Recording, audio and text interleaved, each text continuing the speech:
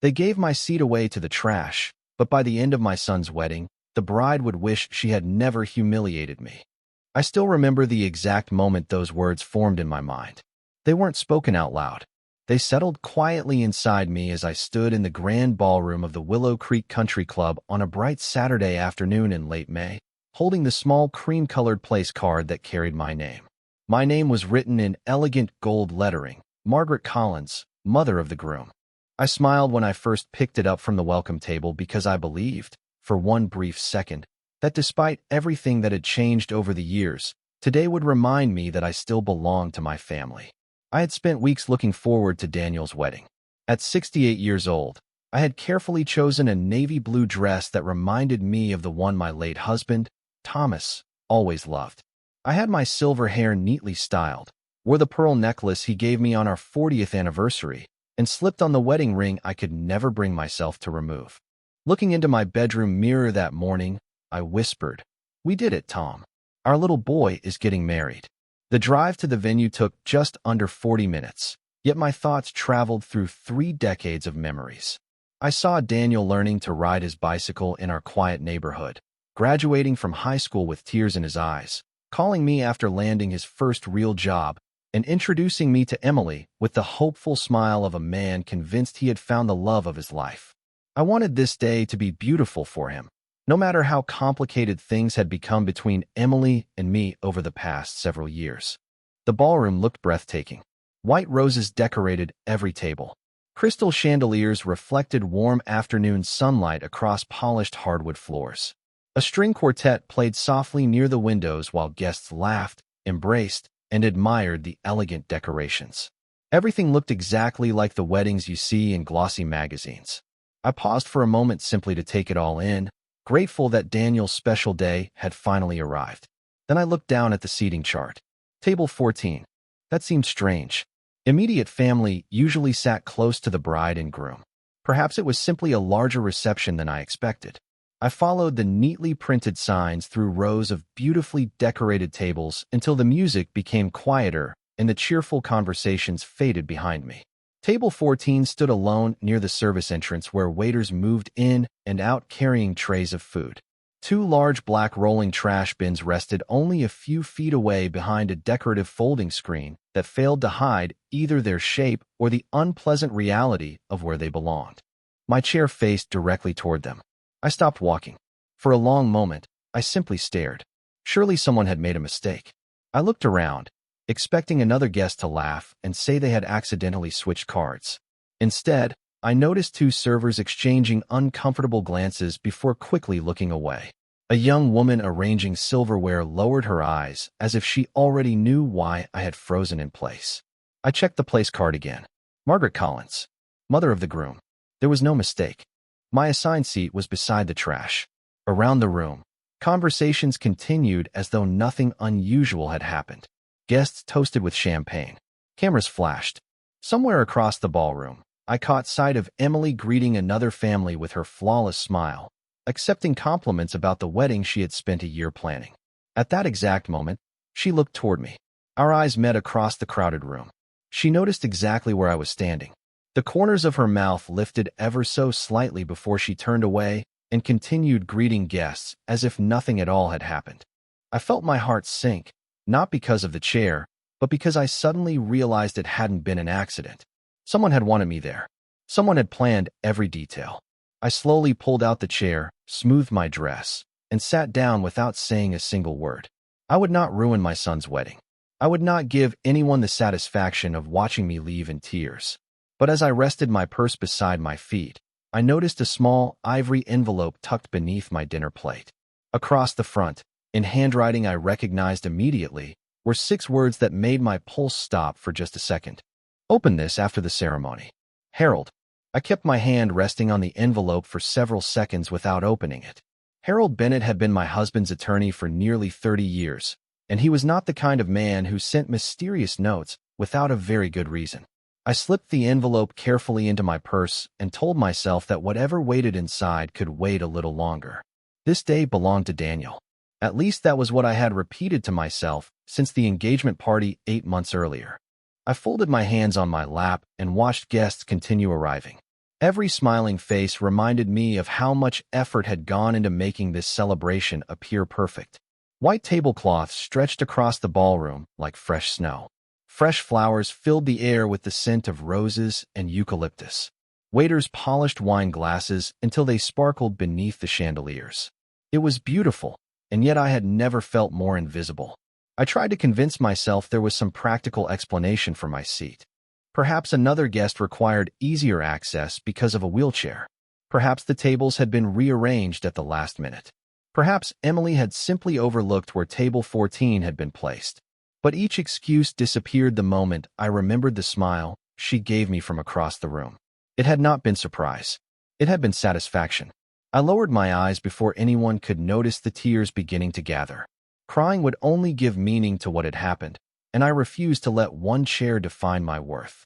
Instead, I reached into my purse and touched Thomas's old handkerchief, the one I still carried everywhere. It smelled only faintly of cedar now, but holding it always made me feel that somehow he was still beside me. Thomas had always known how to make difficult moments seem smaller. Whenever life disappointed me, he would gently squeeze my hand and remind me that dignity was something no one could take away unless I surrendered it myself. Those words echoed quietly inside me as I looked around the ballroom. We had dreamed about this day together. During long evenings on our back porch, we used to imagine Daniel introducing us to his future wife. Thomas often joked that he would embarrass our son with terrible dance moves while I would probably cry through the ceremony. Neither of us imagined that he would never live to see it. His heart gave out only 3 years after retirement, leaving me to carry our shared dreams alone. After his funeral, I tried my best to remain close to Daniel. At first, he called every Sunday. We met for breakfast once a month, and he often stopped by the house just to help with small repairs. Then Emily slowly became the center of every decision. The weekly phone calls became monthly text messages. Breakfasts quietly disappeared from our calendars. Holidays became shorter because her family had traditions that always seemed to take priority. None of those changes happened overnight.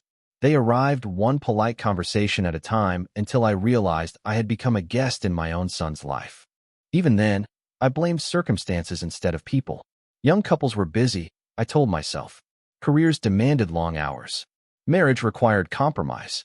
I never wanted to become the mother who complained about being forgotten. When Daniel asked whether I would contribute toward the wedding, I did not hesitate. I quietly wrote the largest check I had ever written in my life. It represented nearly everything Thomas and I had saved for travel after retirement. I never considered it a sacrifice because I believed memories mattered more than money.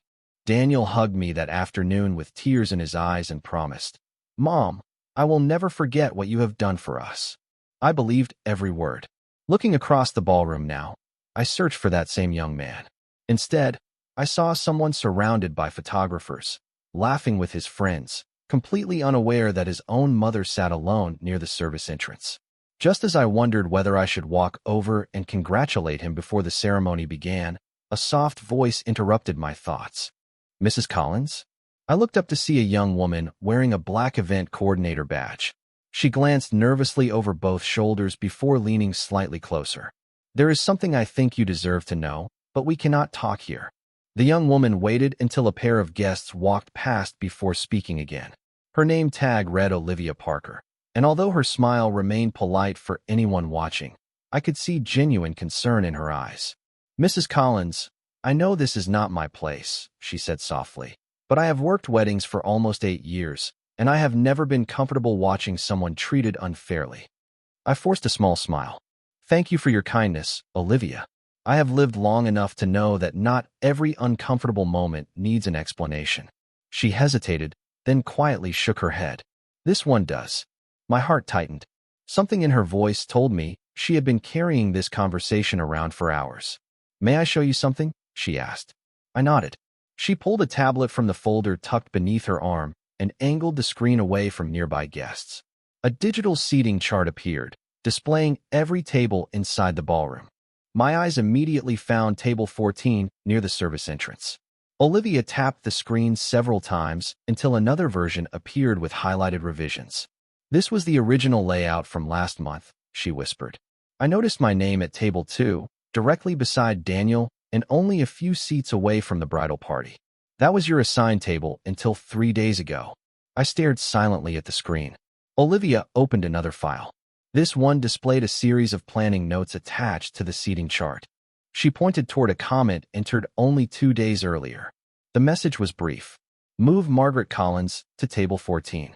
Keep immediate family photographs focused on the bride's side. I felt the room grow strangely quiet, even though the musicians continued playing nearby. Who wrote that? I asked, already fearing the answer. Olivia lowered her voice even further. Mrs. Collins. Every seating adjustment required approval from the bride. She did not need to say Emily's name. It lingered between us anyway. I continued looking at the screen, searching for some indication that this had all been a misunderstanding, but there was none. The changes had been deliberate, planned, reviewed, approved. Olivia locked the tablet and slipped it back into her folder. I should not have shown you that, she admitted. If my supervisor finds out, I could lose future contracts. Then why did you? I asked quietly. She looked toward the dance floor where staff members were making final preparations. Because my own grandmother raised me after my parents passed away. If someone treated her this way, I would hope another person would have enough courage to tell her the truth. I felt my throat tighten. Thank you, I whispered. She gave me a gentle nod before returning to her duties as though nothing had happened. I remained seated, unable to move for several minutes. The humiliation I had felt earlier slowly transformed into something else. Clarity. Every confusing moment from the past several years began fitting together like pieces of a puzzle that had been scattered across the floor. Suddenly, I remembered Daniel's birthday dinner 2 years earlier when Emily insisted the restaurant had accidentally lost my reservation. Somehow everyone else still had a seat. Then there was Thanksgiving when I arrived carrying homemade pies only to learn they had changed the dinner location that morning without telling me. Emily apologized with such convincing sweetness that I blamed poor communication instead of intention. Last Christmas, she explained there simply was not enough room at the table after several unexpected guests accepted invitations. I spent that evening eating leftovers alone in my quiet dining room, while looking at photographs they later posted online. Every incident had seemed too small to question by itself. Together, they painted an entirely different picture. Emily had never pushed me away with loud arguments or cruel words. She had done something much quieter. She had slowly erased me from the edges of my own family until my absence no longer surprised anyone, including Daniel. That realization hurt far more than the chair beside the service entrance ever could. I looked across the ballroom again. Daniel stood near the altar laughing with 2 childhood friends. He looked genuinely happy. There was no sign that he knew anything about the seating change. For a brief moment, I wanted to believe he remained completely unaware. Then another memory surfaced. 3 nights earlier, he had called asking whether I had received my table assignment. When I told him I had not, he simply said, "Emily has everything under control." At the time, I heard confidence in his voice. Now I wondered whether I had mistaken silence for innocence. Before I could gather my thoughts any further, I noticed a familiar figure entering through the ballroom doors. Harold Bennett adjusted his gray suit jacket as he stepped inside, carrying a slim leather briefcase. When our eyes met across the crowded room, he offered a solemn nod, the kind a man gives when he already knows that the hardest part of the day has not even begun. Harold did not come directly to my table. That alone told me whatever had brought him here was too important to discuss in the middle of a crowded ballroom. Instead, he quietly greeted a few familiar faces, shook hands with Daniel's former baseball coach, exchanged polite smiles with distant relatives, and slowly made his way toward the front of the room as though he were simply another invited guest. Anyone watching would have thought nothing of it. I knew Harold too well to believe in coincidences. He had spent decades helping families navigate inheritances, businesses, and the difficult conversations that followed loss. He never rushed. He believed that timing often mattered more than words. I watched him place his leather briefcase beneath an empty chair near the stage before taking his own seat, without once looking in my direction again. That small act told me everything. He wanted no attention until the proper moment arrived. I found myself thinking about the last afternoon Thomas and I had spent with Harold almost 4 years earlier. We had invited him to our home after lunch, not because anything was wrong, but because Thomas believed responsible people prepared for tomorrow while they still had today. We sat together on our back porch overlooking the maple tree Daniel had planted when he was 10 years old. Harold reviewed updated estate documents while Thomas joked that lawyers always looked far too serious for sunny afternoons. Before leaving, Harold smiled and said, "Most families never need half the documents they prepare."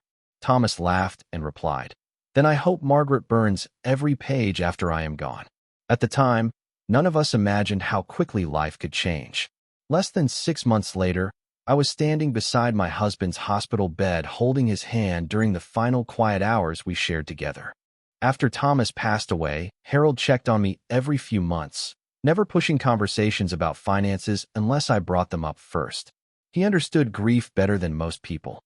He once told me that people often reveal their true character after a funeral because grief removes the ordinary routines that keep families balanced. I did not fully understand those words until now. Looking around the ballroom, I realized how many small changes had quietly reshaped my relationship with Daniel after Thomas was gone. Emily had never openly argued with me. She rarely raised her voice. Instead, she mastered something much more effective. She spoke through schedules, invitations, and polite explanations that always sounded reasonable on the surface. Family dinners were moved because another restaurant was supposedly more convenient. Holiday gatherings became shorter because everyone had busy calendars. Vacation photographs appeared online only after the trips had already ended. Birthday parties were announced after guest lists had already been finalized. Every decision sounded practical. Every exclusion seemed accidental. I accepted them because I believed love required understanding. Looking back now, I wondered whether understanding had slowly become permission. There had even been moments when friends gently questioned why I always seemed to celebrate special occasions alone. I defended Daniel every single time.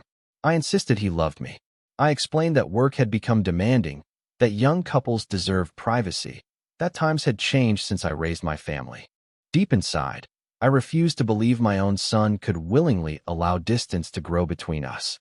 It was easier to blame modern life than face the possibility that someone had been carefully redrawing the boundaries of my place in the family. Then another memory surfaced with startling clarity.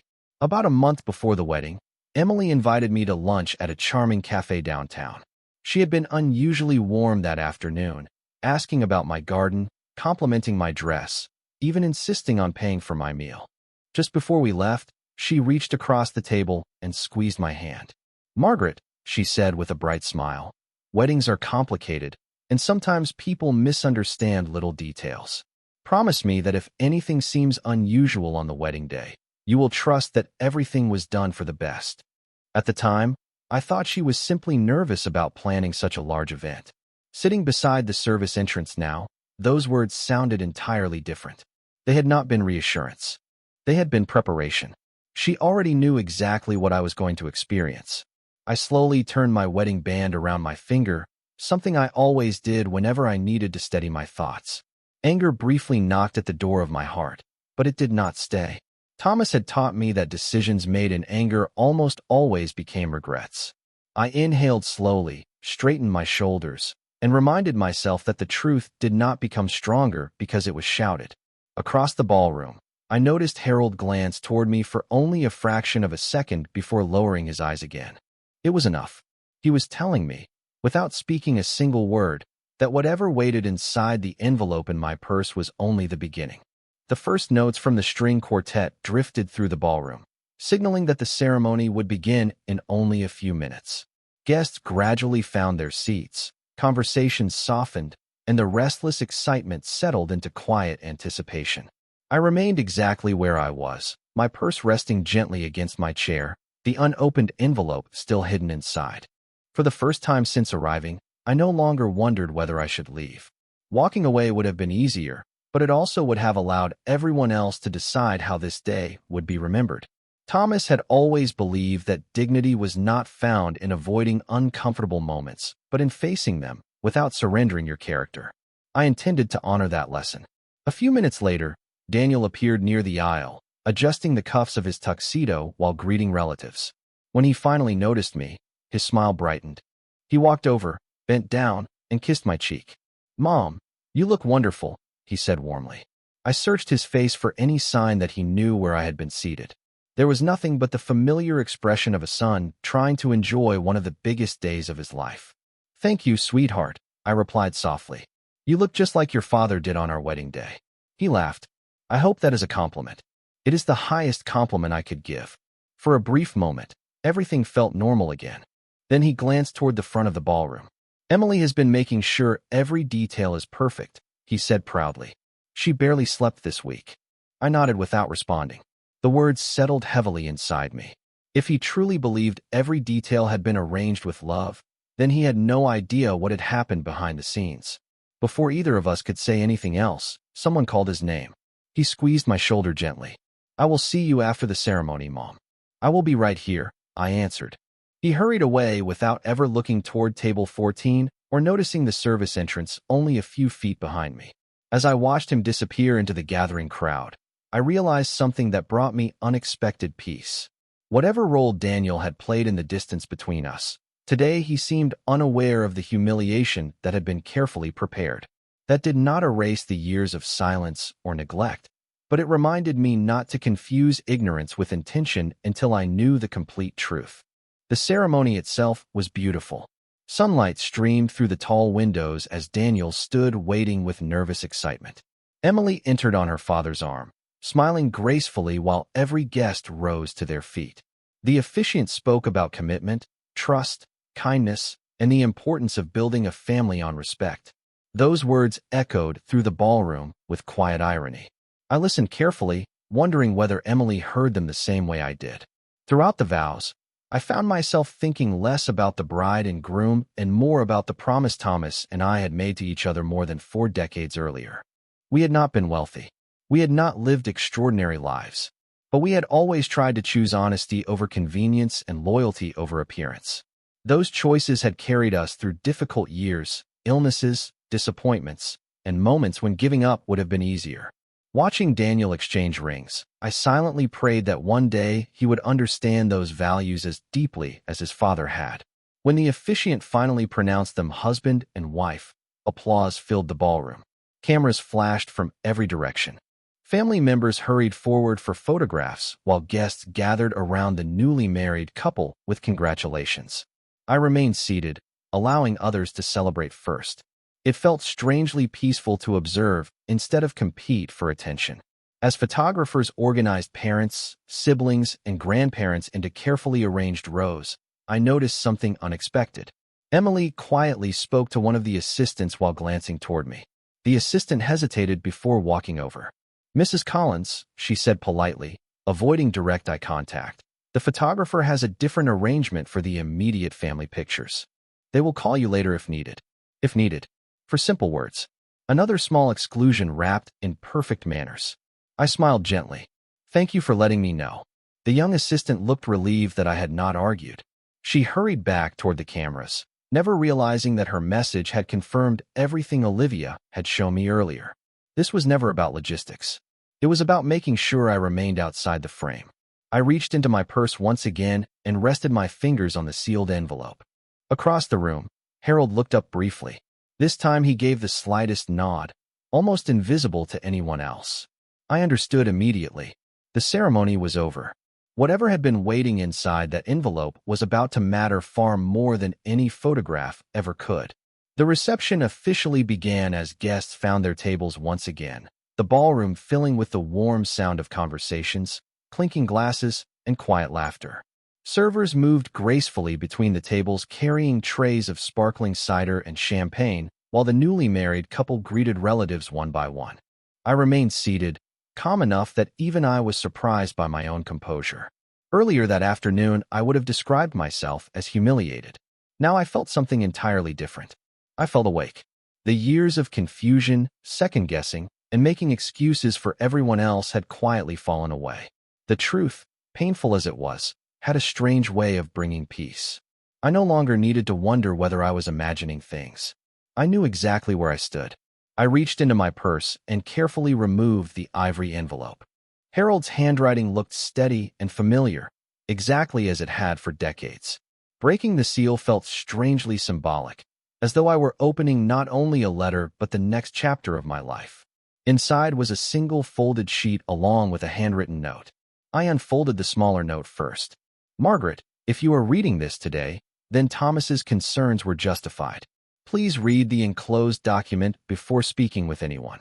Trust your instincts. I will explain everything when the appropriate moment arrives. Harold, my heartbeat remained steady as I unfolded the larger document. The heading immediately caught my attention. It was an amendment to the Collins family trust that Thomas and I had established years before his retirement. I remembered signing dozens of legal papers with Harold, but I had never paid close attention to every provision because I trusted both men completely. As I slowly read each paragraph, memories returned one after another. Thomas had insisted that our savings, investments, and the family lake cabin should never become reasons for division. He often said that wealth should strengthen a family rather than test it. Halfway down the page, I found the section Harold wanted me to see. Thomas had written a personal instruction to accompany the trust. If Harold ever believed that I was being intentionally isolated, manipulated, or pressured regarding my place in the family or the management of our shared assets, he was authorized to suspend all planned transfers until an independent review could be completed. My eyes lingered on those words for several long moments. Thomas had anticipated something neither of us had ever spoken about directly.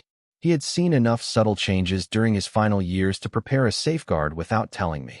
Not because he distrusted Daniel, but because he wanted decisions involving our family's future to be made with fairness instead of influence.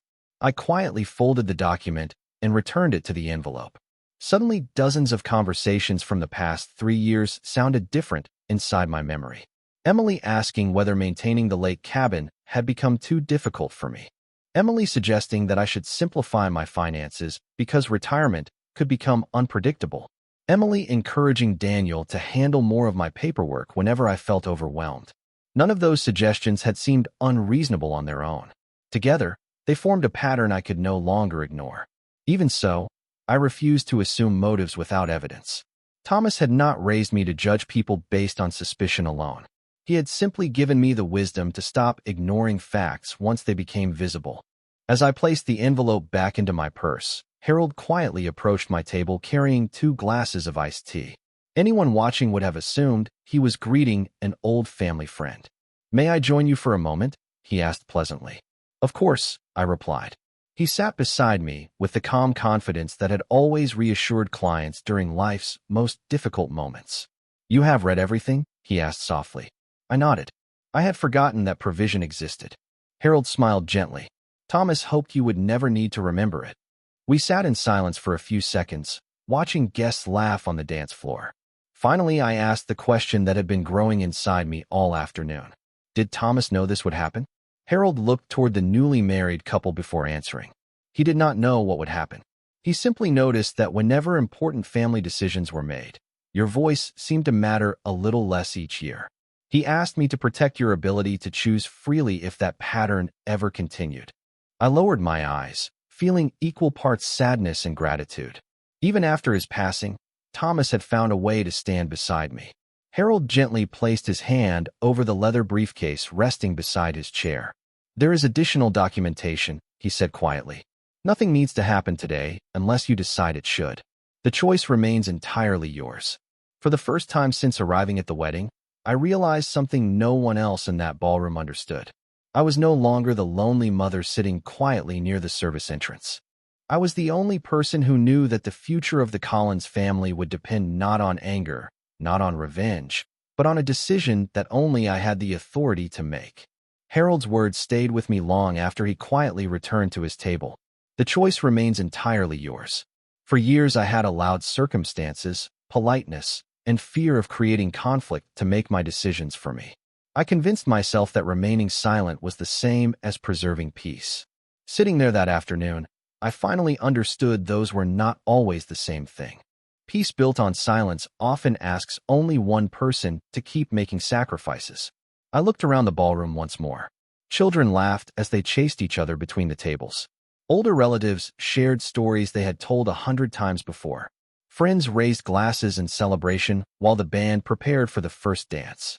No one noticed the quiet conversation that had changed everything for me. That realization did not make me bitter. It made me strangely calm. Life had not suddenly become unfair in that ballroom. It had simply revealed what had been hidden for a long time. Emily walked gracefully from table to table thanking guests for attending. Every smile appeared effortless. Every handshake looked sincere. When she reached my table, she paused only briefly. "Margaret," she said warmly enough for everyone nearby to hear, "I hope everything has been comfortable for you." I met her eyes and smiled with the same quiet courtesy. "Thank you for asking. It has certainly been a memorable afternoon." She studied my face for a second, perhaps expecting disappointment, embarrassment, or anger. Instead, she found none of those things. For the first time that day, I noticed uncertainty flicker across her expression. It disappeared almost instantly beneath another polished smile. "Wonderful," she replied before moving on to greet another group of guests. I watched her leave without resentment. Something told me that people often became more unsettled by calm than by confrontation. A few minutes later, the master of ceremonies stepped onto the stage and welcomed everyone to the reception.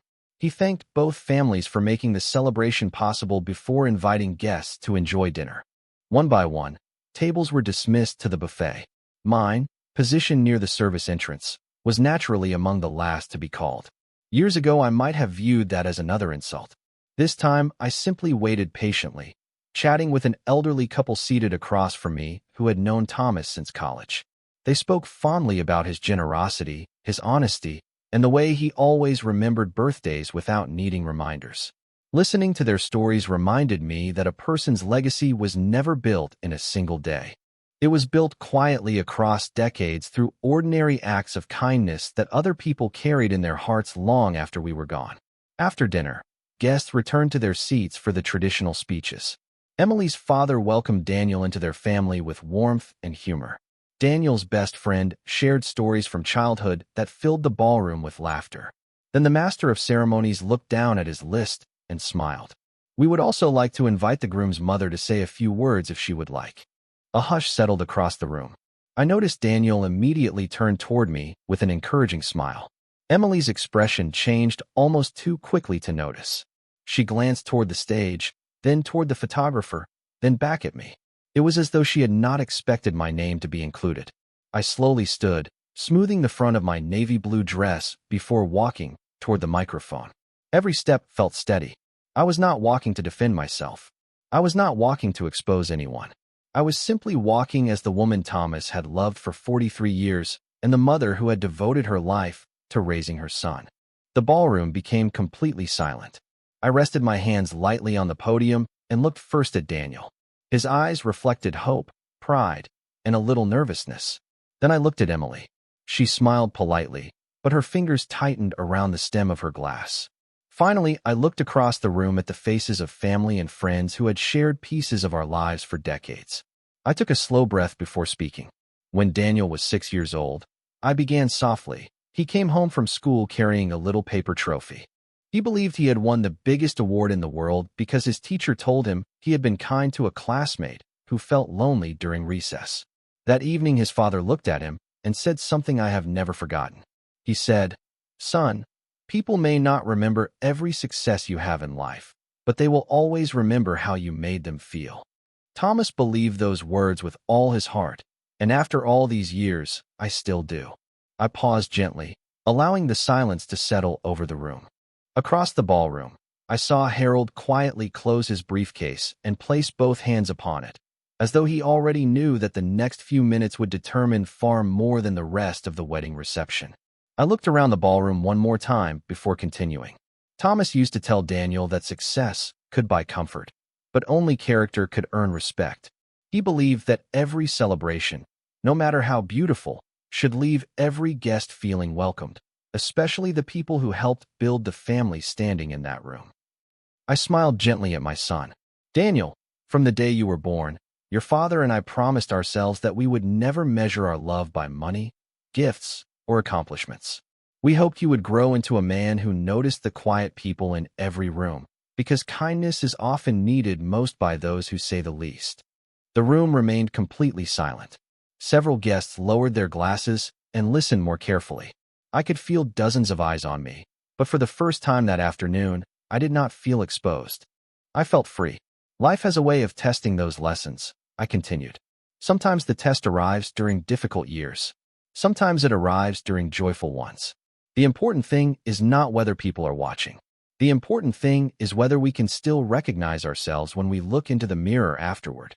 Daniel's expression slowly changed from relaxed curiosity to thoughtful concern. He looked toward me, then briefly toward Emily, as though sensing there was more beneath my words than a simple wedding toast. Emily maintained her smile, but I noticed she had stopped touching her champagne glass altogether. I have made many mistakes during my life, I said honestly. I have worried too much. I have forgiven too quickly. I have often blamed myself whenever relationships became distant because I believed love meant accepting disappointment without asking questions. Today I realize something different. Forgiveness is a beautiful gift, but it should never require someone to surrender their dignity. I paused and allowed the quiet to settle naturally across the ballroom. There was no whispering now. Even the waitstaff had stopped moving for a moment.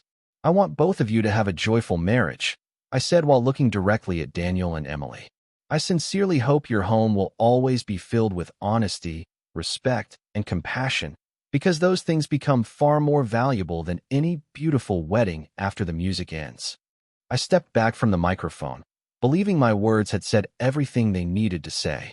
The audience responded with warm applause. Daniel smiled with tears beginning to gather in his eyes. He walked toward the stage as though he wanted to hug me immediately. Before he reached me, Harold quietly stood from his table. He did not rush. He simply waited until the applause faded before addressing the master of ceremonies with a courteous smile. "May I have just one brief moment?" he asked. The master of ceremonies recognized him and nodded politely, assuming he wished to offer congratulations as a longtime family friend. Harold approached the microphone carrying his leather briefcase. "Ladies and gentlemen," he began calmly, "my name is Harold Bennett. I had the privilege of serving as Thomas Collins's attorney and trusted friend for many years. I apologize for interrupting such a wonderful celebration, but Thomas left specific written instructions that I am obligated to acknowledge if certain circumstances ever arose." A ripple of confusion spread quietly across the room. Daniel stopped walking and looked toward Harold with surprise. Emily's smile faded almost imperceptibly. Harold opened his briefcase, removed a neatly organized folder, and continued in the same measured voice. "Several years ago, Thomas established provisions within the Collins family trust designed to protect every member of his family by ensuring that significant decisions involving family assets would always be guided by fairness, transparency, and voluntary consent. He never raised his voice. He never accused anyone of wrongdoing. He simply stated facts with the precision that had made him respected throughout his career. Those provisions also instructed me to temporarily suspend future trust distributions if I believed Margaret Collins was being intentionally isolated, pressured, or prevented from participating freely in important family matters until an independent review could be completed. Complete silence settled over the ballroom. Nobody reached for a glass. Nobody whispered. Daniel stared at Harold in disbelief before turning slowly toward me. "Mom," he said quietly, "what is he talking about?" I met my son's eyes with the same calm I had carried all afternoon. "Your father loved this family enough to prepare for possibilities neither of us wanted to imagine," I answered gently. Harold closed the folder before adding one final sentence. "No permanent decisions have been made today. The trust remains exactly as Thomas intended. However, under his written instructions, every future action now depends entirely upon Margaret Collins and her independent judgment." As those words echoed through the ballroom, I looked across the room and saw something I had not seen on Emily's face all day. For the very first time, certainty had disappeared. I did not speak immediately. The silence that filled the ballroom felt heavier than any speech I could have given. Daniel stood frozen only a few feet away, looking first at Harold, then at me, and finally toward Emily, whose confident smile had completely disappeared. Around us, relatives exchanged uncertain glances, but no one interrupted. Harold quietly stepped away from the microphone and returned to his chair, leaving the decision exactly where Thomas had intended it to remain. With me, Daniel slowly approached the stage until he was standing close enough to take my hands. His voice was barely above a whisper. "Mom, is any of this true? Have you really felt pushed aside all this time?" I looked into the eyes of the little boy I had once carried on my shoulders through county fairs and baseball fields. I did not see a cruel man. I saw a man who had stopped paying attention until the consequences of his silence stood directly in front of him. Daniel, I answered gently. This has never been about money. It has never been about the trust or the cabin or any document your father signed. I would trade every dollar we ever saved just to feel that I still had a place in your life. His eyes filled with tears. Why did you never tell me? I smiled sadly. Because every time something happened, I convinced myself there must be another explanation. I did not want to become the mother who complained. I thought if I stayed patient, things would eventually return to the way they once were. Daniel lowered his head. They did not. No, I replied softly. They did not. Emily finally stepped forward. Her voice remained composed, but it no longer carried the confidence I had seen throughout the day.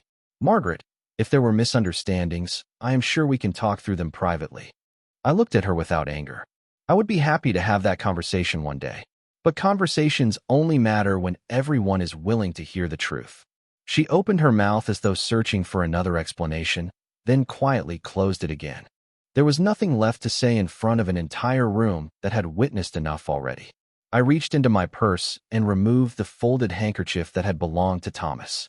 Holding it for just a moment reminded me that love sometimes protects us long after the people we love are gone. Thomas had not prepared legal documents because he expected our family to fail. He prepared them because he believed every member of the family deserved to be treated with dignity, including the person least likely to defend herself. I turned back toward Daniel and gently squeezed his hands. Your father trusted me with one final responsibility, I said. He asked me to make decisions only after my heart was calm. I intend to honor that promise. Daniel nodded slowly. Then what happens now? I smiled, and for the first time that entire afternoon, the smile felt completely genuine. Nothing happens today except your wedding. You made promises to your wife only a little while ago. Celebrate those promises. The trust can wait. The documents can wait. Difficult conversations deserve clear minds, not emotional moments. A quiet wave of relief seemed to pass through several guests. Harold gave me a small approving nod from across the ballroom. He understood exactly why Thomas had loved me. Not because I avoided conflict, but because I refused to let pain make my decisions for me. I stepped down from the stage and walked slowly toward the ballroom exit. No one stopped me. Several relatives quietly embraced me as I passed. Others simply offered gentle smiles that said more than words ever could. As I reached the doors, I paused and looked back one final time. My eyes found table 14 near the service entrance. The chair beside the hidden trash bins was still there, exactly where it had been placed.